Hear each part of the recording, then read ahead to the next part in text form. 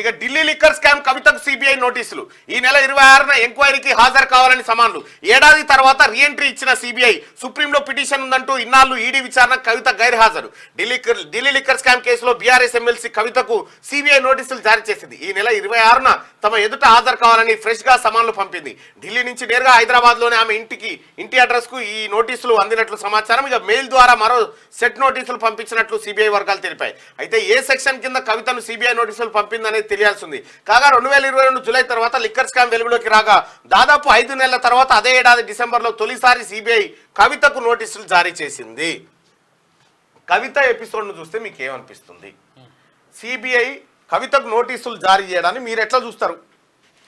మీరు పోలింగ్లో పాల్గొని ఆమెకు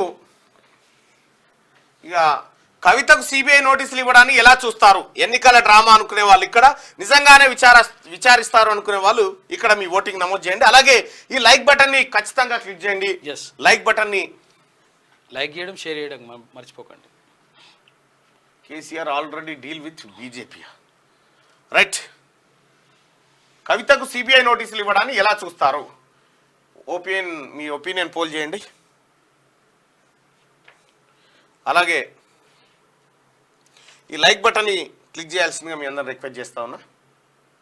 ఈ పోల్ని చూద్దాం. పోల్లో ఏమంది పబ్లిక్ ఒపీనియన్ ఎట్లా ఉందనేది చూద్దాం ఒకసారి.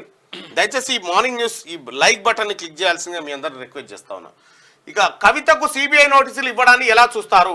ఎన్నికల డ్రామా అని చెప్పి 86% అని చెప్తా ఉన్నారు. 10,000 మంది ఓటింగ్లో పాల్గొన్నారు. నిజంగానే విచారిస్తారు అని చెప్పి 14% మంది అభిప్రాయపడతా ఉన్నారు.